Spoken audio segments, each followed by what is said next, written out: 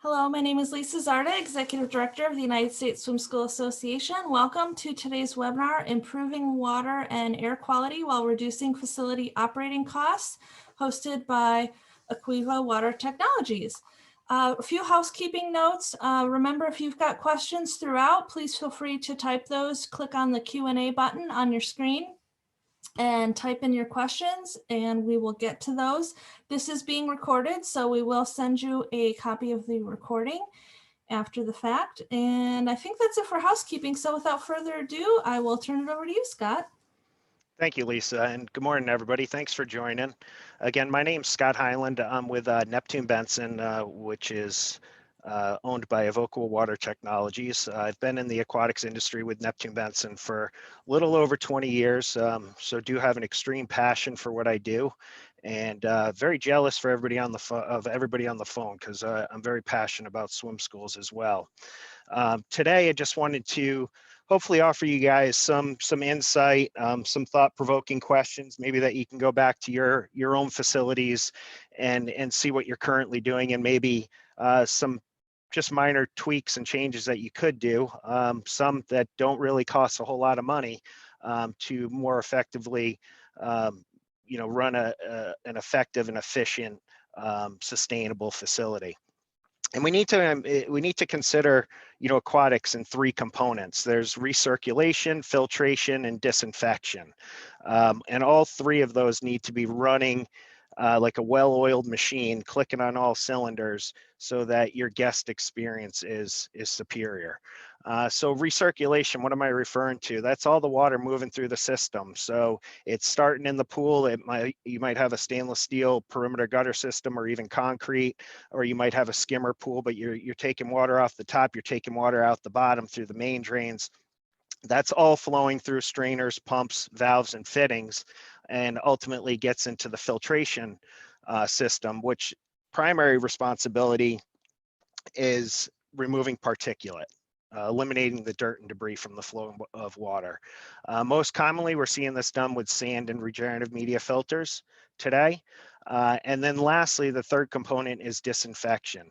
We want to control that microbiological activity, with standard being either a liquid, a bleach, chlorine, or a cal hypo. And then now also, seeing a lot of recommendations even from the CDC in regards to secondary disinfection, which would be ultraviolet systems. Why does all this matter? It matters for your brand, your reputation. Most importantly, I think we'd all agree the safety of our patrons. RWIs, recreational water illnesses, big concern in aquatics. Limiting your risk exposure, improving your air quality, ultimately your bather experience for your guest and also your staff alike. Your teachers are in the water quite a bit of the day. So making it a nice, safe, comfortable environment should be top priority.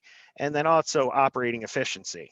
We want to be able to stay open, and the lower operating costs, the longer we're going to be able to sustain and stay open and provide this beautiful, healthy environment for our patrons. So today I just wanted to touch on three technologies. One, variable frequency drives, something that a lot of people are probably already have on your filters, which congratulations, great, but let's make sure they're wired appropriately to take advantage of all the cost savings that you can recognize, and we'll touch on that. Secondly, we'll talk about RMF filters, and I'm very excited to introduce the swim school segment of our market to our new FP series. We'll get into that in a moment. And then lastly, we'll touch on ultraviolet light disinfection, secondary disinfection, the difference between low pressure, medium pressure, and what are the key considerations that you want to make or consider when you're choosing a UV generator. Some thought-provoking questions. Why is this a concern, or where's the light in the road? Can you see the bottom of your pool, the tile markings? Later in the afternoon, is the water getting tired? Is it getting cloudy? Can guess where your pool, or that you have a pool, because you walk in, you get slammed with those chloramines, and are you having trouble maintaining those operational costs? So variable frequency drives, again, a lot of people probably already have them, and congratulations. You know, these are historically 20 years ago, it was $1,000 a horsepower. So it'd be like 20 grand for a 20 horsepower VFD. Now the cost is over 100 manufacturers, cost is under, you know, $5,000 for a 20 horsepower VFD nowadays. But most importantly, they're going to save, you're going to recoup your costs from installing a VFD probably in 10 months time or less, certainly under a year. And what's important to understand here is that that pump, if you have a 10 horsepower pump that's flowing 300 gallons a minute, if you don't have a VFD, that pump is always running 100% open, and we're getting our desired flow rate by opening or closing the throttle valve on the pump discharge. The point being is that the pump is still running 100%, so you're not saving anything electrically. If you install a VFD on it, that VFD has the capability to ramp up and down that pump to slow it down or speed it up. And that's probably what I would guess the majority of us are doing here today. The important aspect that I want to add is we want to make sure that that VFD is tied into the flow meter on your return line. So if your system design flow rate is 300 GPM, we want to make sure that that pump is always running 300 GPM, whether the filter's clean or dirty. You know, a clean filter, the VFD is going to ramp that pump down. But as that filter gets dirty, we want to make sure that we're maintaining that design flow rate of 300 gallons per minute. So as the filter gets dirty, the VFD is going to tell the pump, hey, you got to step it up here. We got to maintain 300 GPM. You're going to get that by tying the flow meter in with the VFD. And there's substantial energy savings there because the filter's not always clean and the filter's not always dirty. So you can fluctuate. But even more importantly than that, what we forget to consider is if you're not maintaining that design flow rate of 300 gallons per minute, then you're not getting 300 gallons a minute of chemical distribution or treatment through a secondary UV system. It's a really cascading effect, snowballing effect. You know, you drop that flow, you know, it has, going back to that first slide, it affects things down the road, down the river, no pun intended, right? Water. So most importantly, we want to maintain our design flow rate. And this is the fail-safe method, because I assure you that your operators are not going into their mechanical room throughout the day, getting the pressure readings on the pump, multiplying by 2.31 to determine the total dynamic head that they're currently experiencing, and then referring to the pump curve that's in your O&M to make sure that you're maintaining that 300 GPM. Let's take the science out of it, wire it up to a flow meter, and we're all going to be in good shape. This is a sample, and also, I mean, it doesn't really apply for swim schools as much, but, you know, I do a lot of other, you know, it's not only recirculation pumps, it's feature pumps, and, you know, any recirculation pump is going to benefit from a VFD.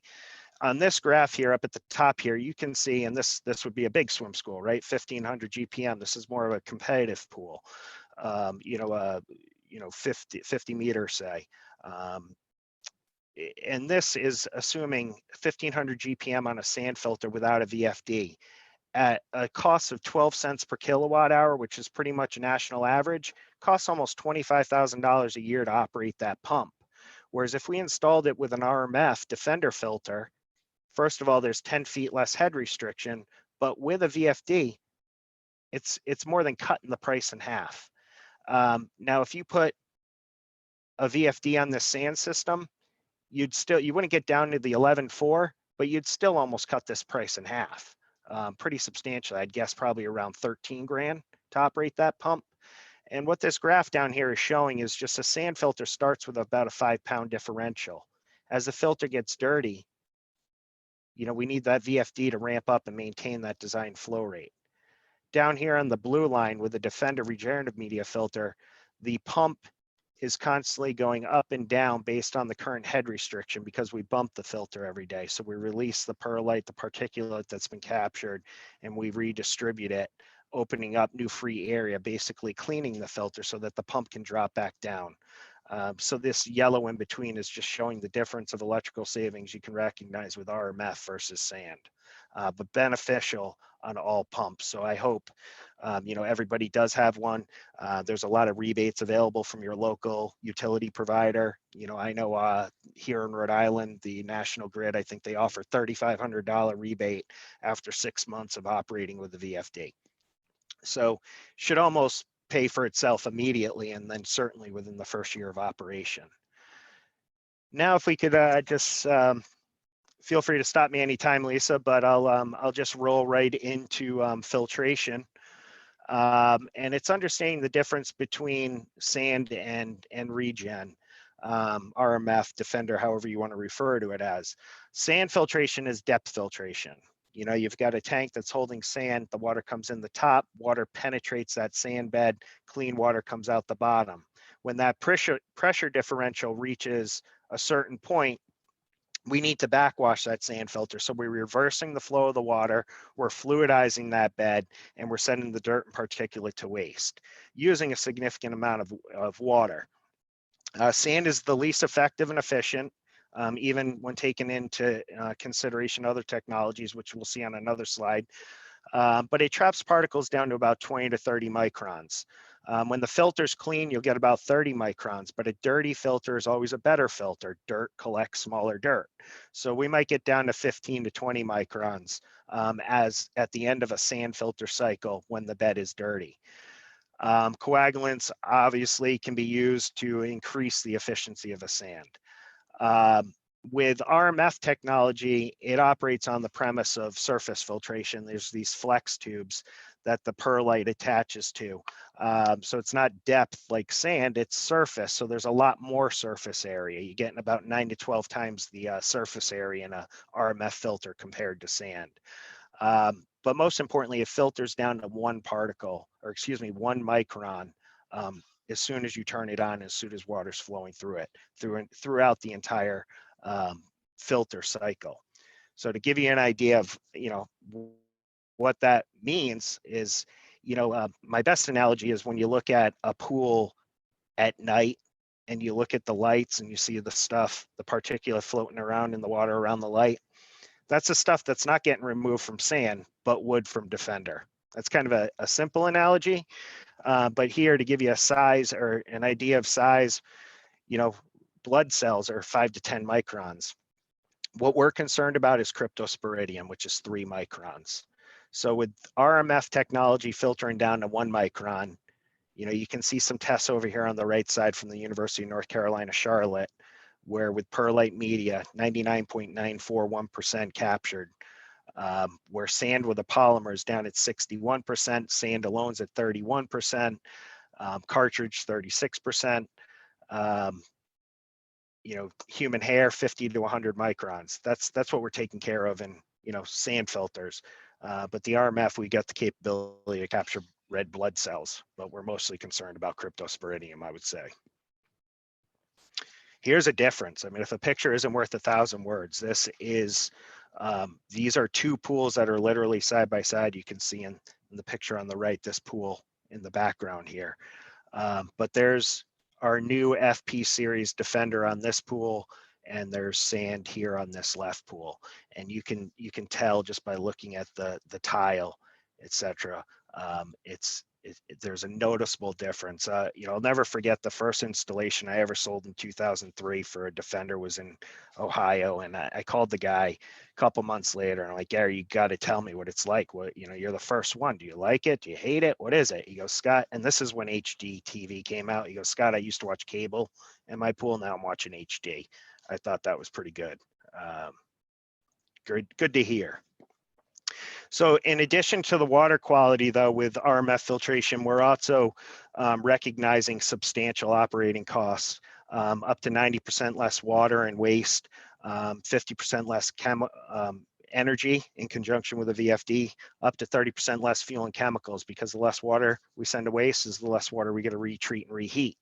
But also consider that we're filtering down to 1 micron. So there's less organics in the water for the chemicals to have to combat with. The filter's removing it from the equation. Much smaller footprint, and again, better particulate reduction.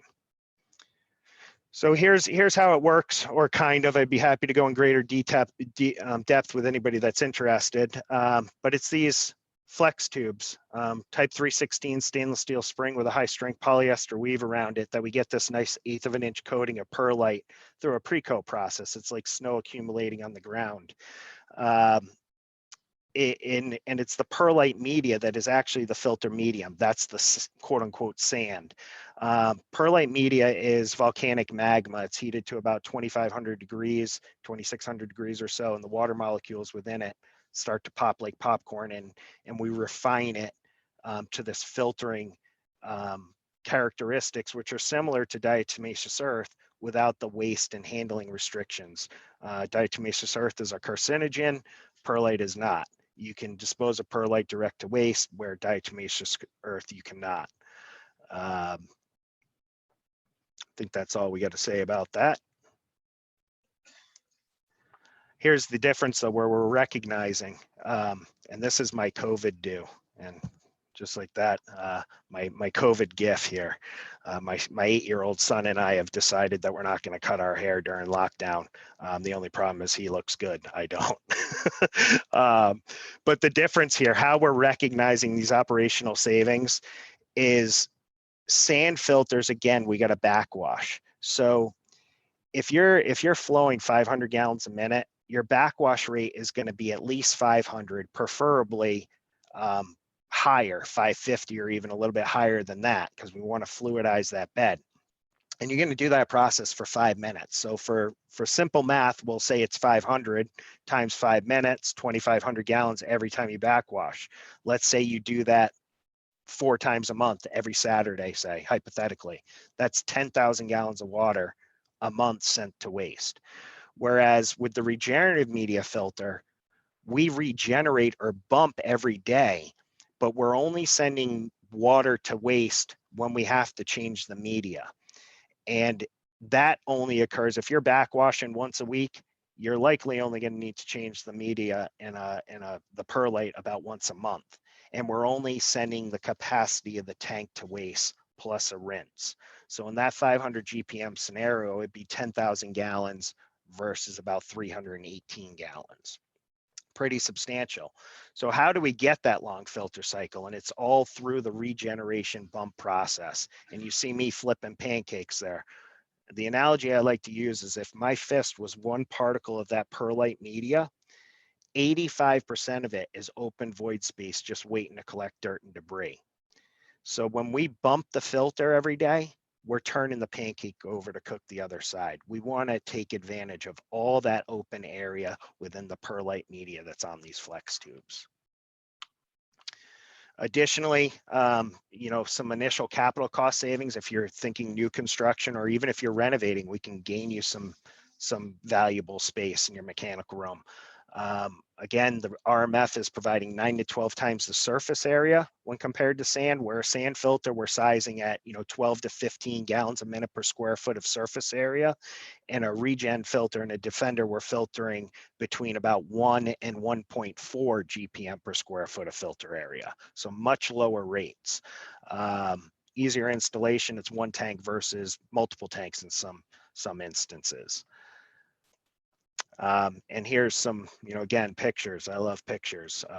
This is a water park I did up in Illinois. I did the sand filters originally back in 2008, and in 2018 upgraded them to Defender. Actually did it over a 2-year process. They actually had 8 of these horizontal filters. So each one of these Defenders is replacing a bank of 4 of these. So this is the exact room as we see here.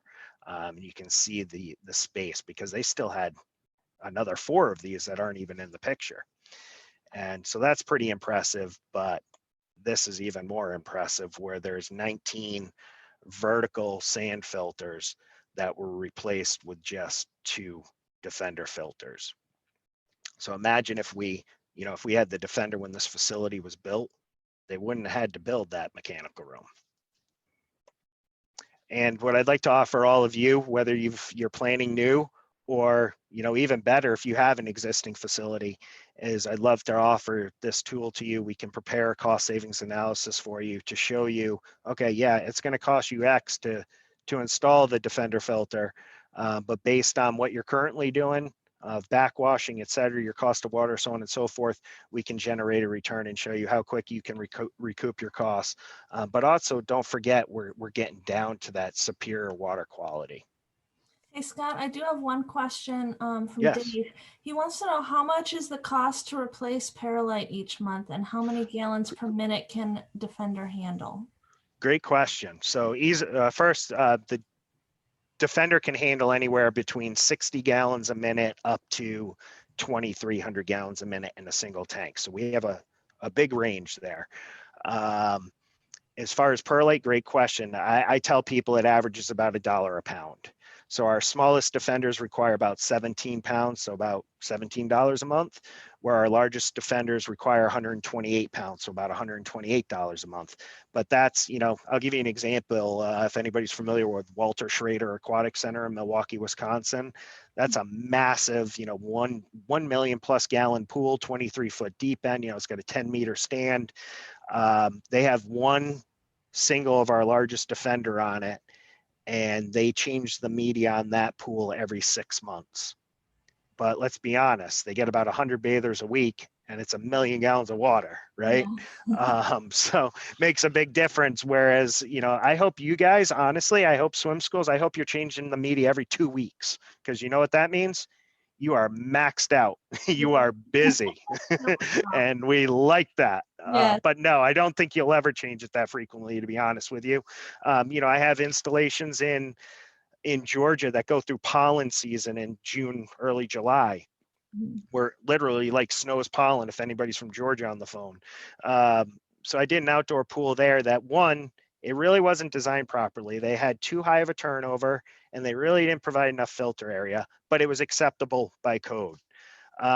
2, they allow too many bathers into the pool. It's rated for 150 and they consistently have 500 people in the pool. So a few things going against it, but regardless, in June when it's pollen season, they're changing the media every 2 weeks. But once you get to the end of July, August, and there's no more pollen, they're going 3-4 weeks without changing the media. So a lot of it has to do indoor versus outdoor. Do your kids bathe before they get in the pool? Do they just jump in filthy, right? Or you don't even have to be dirty. We all know perspiration, sweat, makeup, detergents. It's always better just to have your kids walk through a car wash and get sprayed with water is gonna make your facility so much easier to operate. Great. And Dave has one other follow-up question of if you have no interest payment plans over 3 years. We don't personally finance, but I do have relations with, I think First America is one, that you can actually do like a 3-year lease that the interest is, I've seen it, it's ridiculously affordable. It's a good option. So you could do a 3, 4, or 5-year lease. I might be speaking out of context, so I'd want to confirm for you. But you can look at a 3, 4, 5-year lease where, you own it at the end. So it's a lease, but it's a lease to own. So I can look through that. My company, no, we do not. We do on my municipal and industrial side offer a service called Water One, where we sell water by the gallon, and that's a pretty successful program of ours. So I've been looking at bringing a Water One aquatics model to aquatics of, you guys wouldn't own any of the equipment. We'd come in, we'd service it, blah, blah, blah. I'd love for you guys to respond to that and let me know if that's something that would interest your market. Hopefully that answers the question for him, though. I would, it's something certainly looking at. I've seen some attractive lease to own packages where the operational savings can help quite substantially on that monthly payment. And with that, this is something I'm very excited, because a lot of people on the call, or hopefully a lot of people, are familiar with Defender, but it's expensive. And if you put it next to a sand filter and a Defender, they're uncomparable. You got a fiberglass tank that holds sand, or you got a highly technical, very easy to use, though I would know, automated system, steel, so on and so forth. So it's obvious where the cost difference is. But I've always been passionate about making something affordable for these smaller pools. And I always like to note, like, okay, typically a swim school is, 20, 30, 50,000 gallons. I'm not doing very many swim schools with over 100,000 gallons of water. But the important thing to remember is we're putting more bathers through these pools than Disney puts through Typhoon Lagoon, right? I mean, so we've got to have, even though it's small body of water, we got to have those systems that are designed for Typhoon Lagoon or Volcano Bay, you know, where it's constant load. So this product's been in development for longer than I'd like to admit. It's been a few years, but I'm very excited, particularly for the swim school market. And the whole premise behind this was to make it affordable. And along with it came some nice added benefits, such as a fiberglass tank construction. And the only reason we've been able to do that is we've developed a new way to regenerate or bump the system, and we call it Power Bump, which is patent pending. You know, I'll point out a few things to you guys to point out, you know, how we made it affordable. And when I say affordable, I'll tell you right up front, this system's 107 to 300 GPM, and I hope that you guys are paying in the neighborhood of $16,000 to $17,000 for this. Historically, a Defender filter that would handle that same flow, you'd be at $35,000 to $40,000. So I'm looking at it that I'm hoping that I cut the price in half. But with that, you got to make some exceptions, and I'll point that out here. But I think one of the huge benefits is a fiberglass construction with no moving parts. And that says fully automatic controller. It is fully automatic in the sequencing of the valves. All the system operates automatically, but it does require the operator to come in and press that button. So it's a single button that initiates that power bump process, and then everything pneumatically takes place. So with that, I'm actually going to shut up for a minute and let you guys enjoy a 2-minute, what we call whiteboard video. These are pretty cool. So here, I'll be right back with you. As a pool operator, you've got to balance water quality against upfront and total operating costs. Your old sand filter has been getting you by, and you've been thinking regenerative media filter. Well, sure, Defender filters are the best, but out of your reach until now. Now you can have Defender quality water and operational savings with Evoqua's new FP Series RMF filter. Perfect for mid-sized pools with 100 to 300 gallon per minute flow rates. So how's the FP different than your tired old sand filter? In lots of ways. Instead of depth filtration, FP Series filters use surface filtration, creating 9 to 12 times the filtration area of similar sized sand filters. This packs more filtration punch into the same footprint, saving valuable space. Equally impressive, the FP Series filters particles to 1 micron versus 20 to 30 microns for amazing water clarity. If that's not enough, the FP Series is good for the environment and your pocketbook. Instead of backwashing torrents of water down the drain, the FP Series bumps using our revolutionary new Power Bump system. You save big money by not throwing heated, treated water down the sewer. 90% less water, 50% less energy, 30% less chemicals. Wow! RMFs are typically bumped pneumatically, moving flexible tube elements up and down. Our patent-pending Power Bump system bumps hydraulically using only the flow of water. Just push a button on the controller and the entire process is automatic. Not only is Power Bump better, but simpler and more reliable too. You get a more powerful bump, driving more water through the flex tubes while creating a stronger pulse. And with no moving parts, there's nothing to break. Maintenance is minimal. A fiberglass vessel eliminates corrosion concerns and increases reliability even further. Most exciting, we figured out how to make the FP Series affordable to pool operators like you. With RMF performance and benefits at a price to compete with sand filters like yours, there's no reason not to switch now. Want to know more? Call Evoqua today.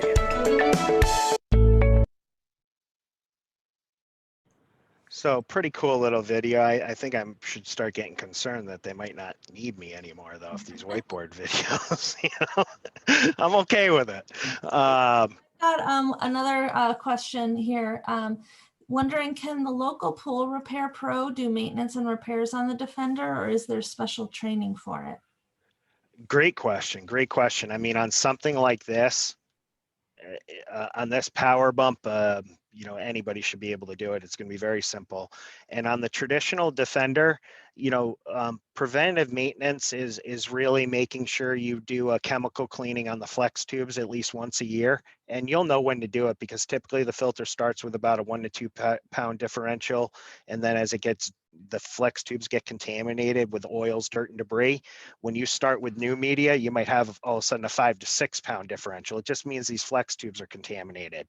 So we recommend doing it at least once a year, doing a chemical clean wash down, which is basically vacuuming it in the same way that you do the media, and you let it sit for an hour. So a lot of the preventative maintenance can be handled by staff themselves. Now, if there is an issue for whatever reason, like a 5-year maintenance interval, I'm pointing on the screen here around the bump assembly here, at 5 years, we recommend replacing these O-ring gaskets, etc. Some operation facility managers are certainly capable of doing that, but I have a very, very strong partner network across the country, where I could, if you're not comfortable doing something like that on your own, we certainly have service companies all across the country that can help you. But really, there's not too much, it's 5 years and 10 years. We want to replace the gaskets and O-rings up here in the top of the tank. You shouldn't have to remove the lid until probably year 10 or so to inspect the felt gasket. If you even need to know that. I mean, you're going to know if there's an issue with the felt gasket ahead of time. So hope that answers the question.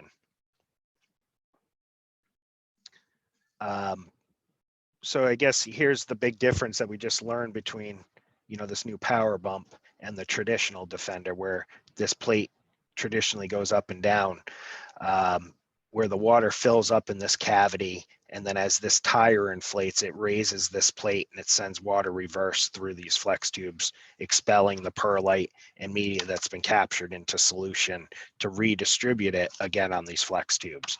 With the power bump system, we're actually reversing the flow at the design flow rate for a short burst. It's about 30, 40 seconds. So it's a 20 times, you can see there, powerful bump compared to the old traditional style. So where I was talking about the chemical clean wash down, we have, a number of these power bumps already installed in the field where we're doing, tests and field studies.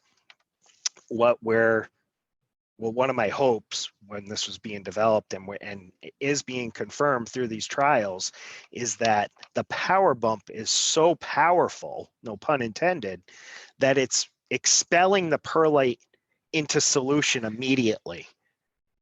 So keeping these flex tubes cleaner for a lot longer, whereas the traditional bump, it is dynamic, but it's a lot gentler, where when you bump, the tire deflates and this plate drops, and then water fills up here and that tire reinflates. It just lifts back up, sending water reverse through these tubes, releasing the perlite. Whereas if we're using, if we're designing 250 gallons a minute, we've got 250 gallons a minute going through this and expelling that. And so we're eliminating the moving tube sheet and no internal parts. So reliability, just a beautiful thing. And then add to it, it's a fiberglass tank, right? Set it and forget it.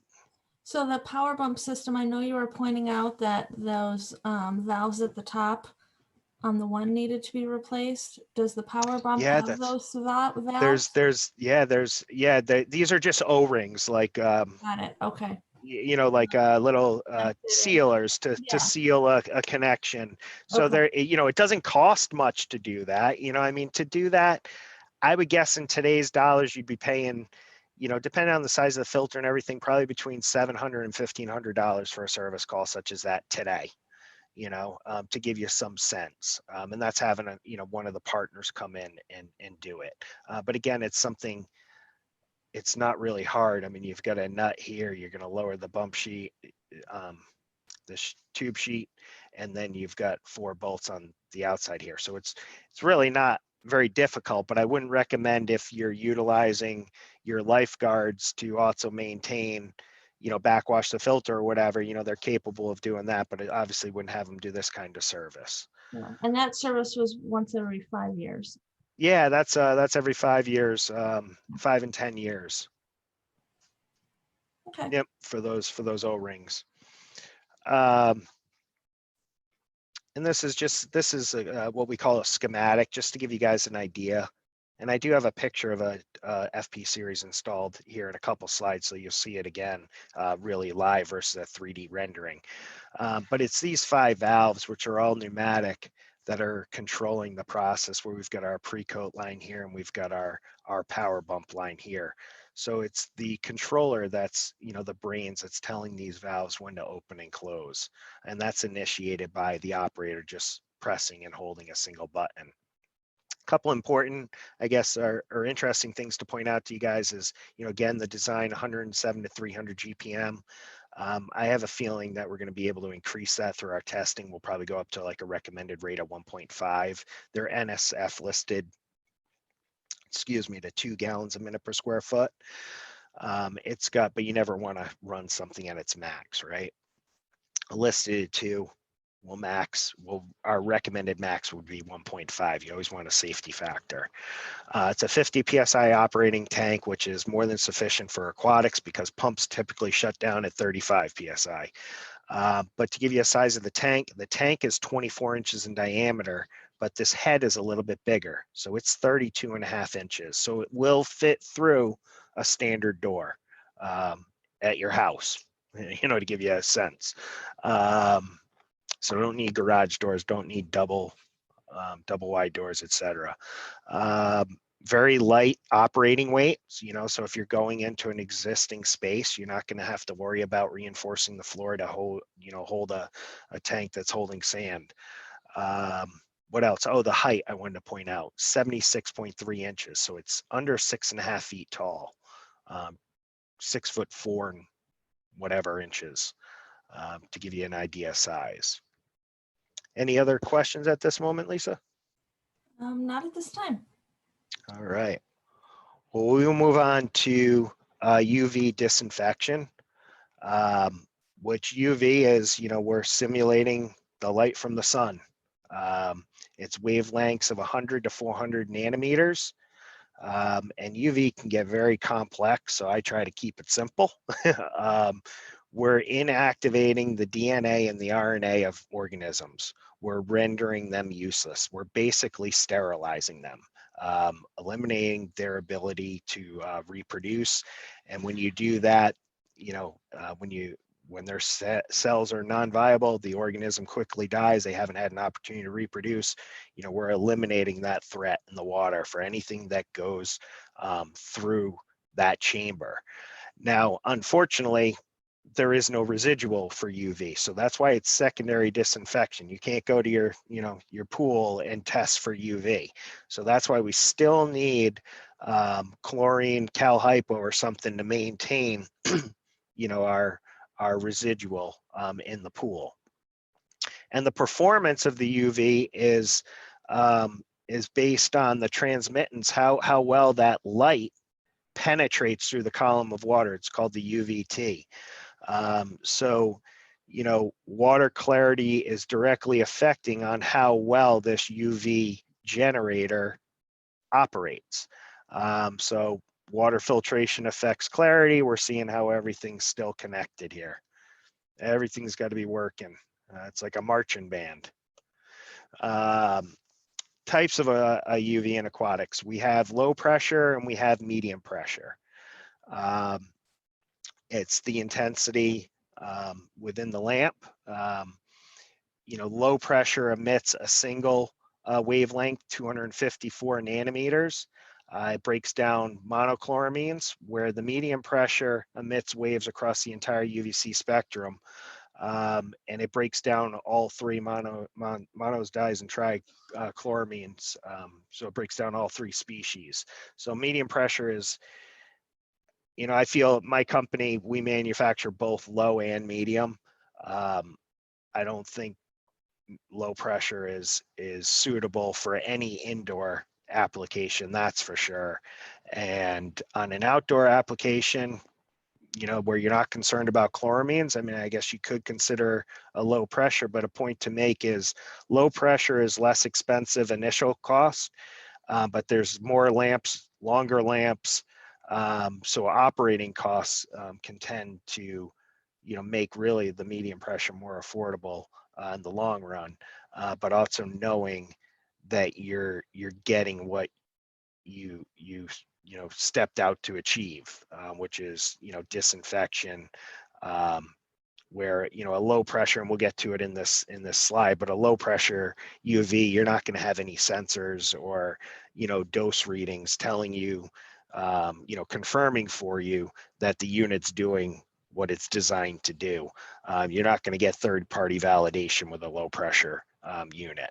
So would really encourage people, when you look at UV, consider medium pressure, certainly for an indoor application, because that's medium pressure is the only one that's going to reach, be able to destroy the chloramines.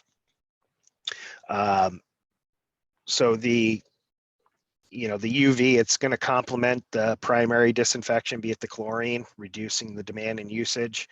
But most importantly, UV is going to inactivate bacteria such as Cryptosporidium, which is chlorine resistant, and again, our biggest concern in aquatics.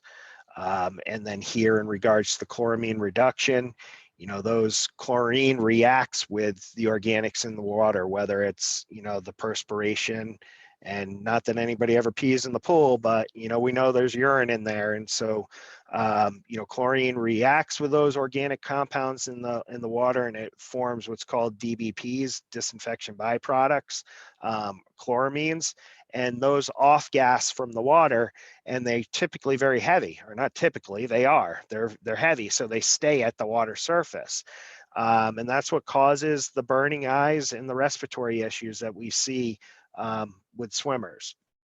So we want to, and additionally, we want to eliminate those, right? So the UV is going to destroy those and make it a lot safer for the swimmers, the athletes, or even if you're just doing it for leisure. And additionally, they'll dissipate into the natatorium, and they're going to cause corrosion. So when you walk into an indoor pool and you see corrosion around the ladders or the starting blocks, or even around the light switch covers or the door jambs, if you see corrosion there, that's the chloramines, and that's what medium pressure UV is going to eliminate, that pool smell. Selecting a UV generator, and here's that picture I was referencing before. That's an actual FP series installed, and right here is a wafer UV. You can see how compact. It's called a wafer because it's similar to a wafer valve. Very compact, and the lamps are offset, so we're increasing the contact time as the water flows through it. So a few things in selecting a UV generator, important considerations I think you should ask yourself and confirm, is the intensity and dose readout to ensure operation at optimal levels. In a medium pressure UV, you should be provided with a sensor that's reading the intensity in that chamber at any given time. And then when that UV unit is tied in, similar to the VFD with the flow meter, it's going to be able to do a calculation to identify what your current dose is at any given moment. And this is very important because you want to be at least 40 millijoules to be killing Cryptosporidium, deactivating Cryptosporidium, inactivating, however you want to say it. You need to be at minimum 40 millijoules. If you want to destroy the chloramines, that destructive to our lungs, destructive to the natatorium, you need to be at least 60 millijoules. So at an even higher intensity. So we want to make sure that those units are operating as such. Otherwise, you've just got a bright lamp that you're paying inside a stainless chamber or PVC chamber if it's low pressure, and doing you absolutely no good. So intensity dose readout is very important. Additionally, automatic quart sleeve wiper to prevent fouling. These on that quart sleeve, you've got the UV lamp inside a quart sleeve that the water's flowing over. You want to make sure that a wiper is included to automatically clean that quart sleeve on a periodic basis. Typically, it's designed to wipe based on your turnover. So if you're turning your pool over every 3 hours, that wiper is going to go up and down that quart sleeve every 3 hours. If you've got a 6-hour turnover, every 6 hour. If you're in a spa hot tub and you're doing it every 20 minutes, we'll do it every 20 minutes. So but typically it's set based on what your turnover is. Additionally, we want that wiper to touch that sensor. We don't want that sensor in there that's reading the intensity to become fouled. We want to make sure that we're getting, again, that the system is doing what it's designed to do and what you purchased it to do. Performance validation by an accredited third party. I think that's in your best interest. I'm an honest person, and trust me, you can believe everything I tell you. But when you're buying a UV, make sure they're third party validated so that the claims they're making are actually validated by a third-party testing facility. And lastly, service and support, kind of in line with one of the questions that was brought up. You want a qualified, trusted local provider. Similar to chemical controllers, UV generators require periodic service to calibrate, replace those pads on the wiper sleeves. We want to make sure, again, that it's operating efficiently and effectively. I can tell you for our ETS UV products, they come standard with a 1-year warranty. We encourage end users to have a service agreement with our local partner so that they'll come in 2 times a year, make sure everything's operating efficiently, and replace those consumable components, we'll call it. And we, in turn, to encourage you guys to do so, we extend the warranty from 1 year to 5 years. So it's important to make sure that, you're making this investment in this equipment. Let's make sure that it's operating as effectively and efficiently as possible down the road. And it's important to make sure that you're getting a UV unit that is supported locally, because the last thing, more and more communities are requiring UV. A lot of places are adopting the Model Aquatic Health Code and, requiring UV. So if that UV unit is shut down, you want to make sure you've got replacement parts readily available, not waiting for them to come in, outside the country or something. And you want to make sure there's somebody there to fix it, get it back up and running. So benefits of combining RMF and UV, obviously providing the best water quality and air quality possible to your guests and also your staff. Minimize our risks with pathogens and other RWIs, achieving sustainability, lowering our costs, but also getting something in return, superior water.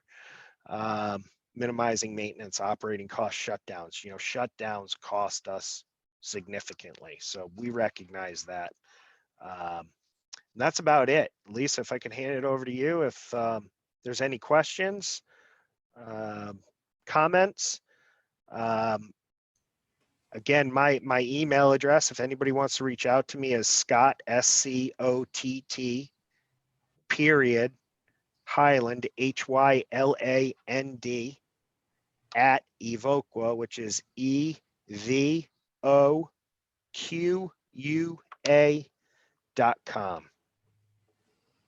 Great, thank you, Scott. As a reminder, if you do have any questions, you can click on the Q&A that you see on the screen and type those in, or even in the chat box. But some really great information and exciting. So when did that that new smaller Defender officially launch? Yeah, so it's I don't even know if it really has. I think it's around December 14th or so. We've been kind of doing a soft launch with we work with a lot of, again, I always refer to them as partners.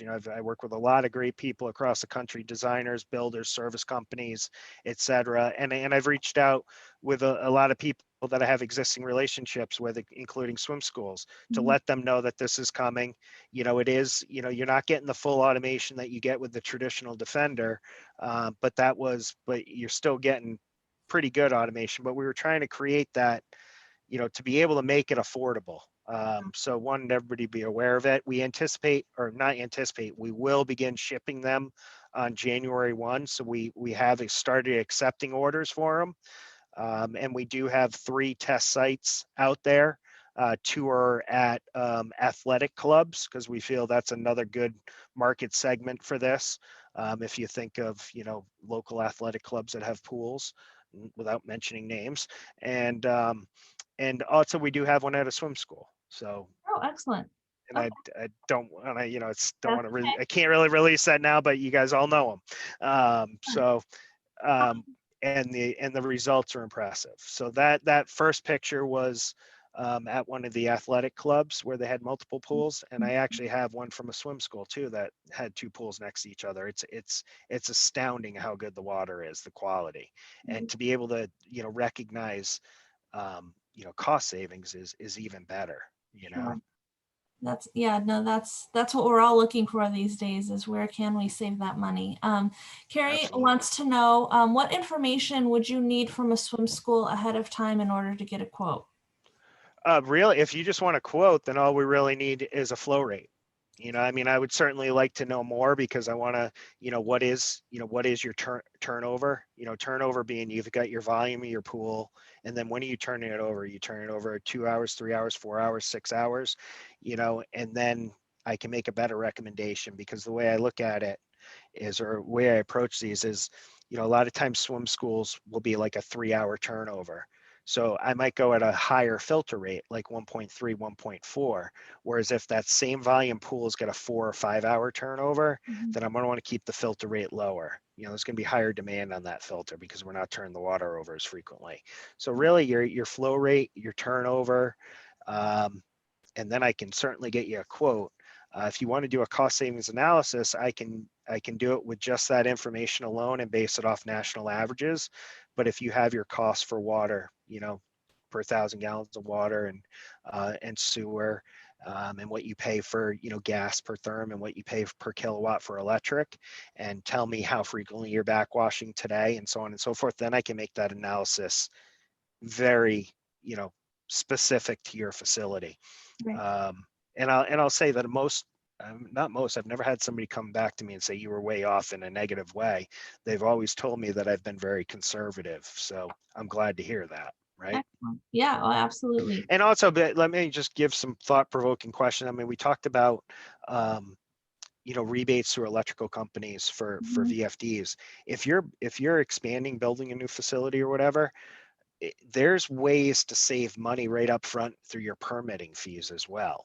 You know, because you're not going to be sending as much water to the sanitary that they're anticipating. You know, so I've had a big project in Georgia where they saved the cost of going up to Defender right in their permitting fee alone, because they're not going to backwash 11 million gallons of water a year, you know, so their permit fee was reduced. And then you make the mechanical room smaller. You don't need a backwash holding tank. You don't need, you know, smaller lines to sanitary. So, I mean, we all know where a lot of swim schools are put. You know, you're going to an existing structure. You want to do as little disruption as possible, right?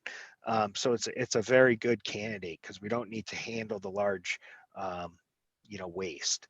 This Defender is, gosh, it was on the sheet probably, but I mean, you're only sending, I want to guess 128 gallons, I think it is, to waste every time you change the filter, and then we're going to do a rinse.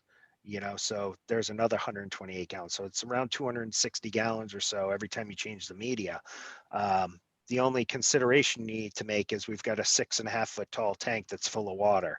So when we open up that 3-inch drain at the bottom, it could be like getting 105 gallons a minute, you know, but there's only 128 gallons in the whole tank, and it takes 3 to 5 minutes to drain it. So, you know, you're not getting that 100 gallons a minute, but so we just design it appropriately. You know, we might, if you've got a 3-inch line to waste, we'll put an 8-inch hub on it just to prevent that splash out. I'm kind of diving down a rabbit hole, getting into the weeds here, but, you know, just to give you guys an extent, it's not my first rodeo. I love doing this, and I'd love to help out anybody, even if you just got a, what you would think is a stupid question. No stupid questions. just Great. people such as myself. Good, good. No, and we've got one UV question. If you have a Yes. UV system that has been functioning properly and begin to notice corrosion in the natatorium, how would you troubleshoot that issue? Yeah, I would immediately get somebody in there to service. I mean, if historically, you've had UV and it was never an issue, and now you've got UV, is that UV operating efficiently? First of all, is it medium pressure? Because if it's a low pressure UV, then you're not going to get what you're trying to do to begin with. It's not going to destroy the chloramine. So if it's low pressure, we got to get you medium pressure. But if historically you've never had that staining going on, and now you are, certainly check to make sure that the UV, maybe your lamps need to be replaced. It needs to be serviced. And then additionally, check into your air handling though too. It's, there's a lot of things that it could be. If historically you didn't have the issue and now you are. So I would start with, the UV for sure. Because I mean, I've literally seen where, I'd walk into a mechanical room today and I walk out with a migraine. I mean, the chloramines are so bad, and we get UV installed on it. And the next day it's like, if you were blindfolded, you'd have no idea you're in the same natatorium. Wow. Okay, one last question. On a wafer UV system, what is the suggested flow rate?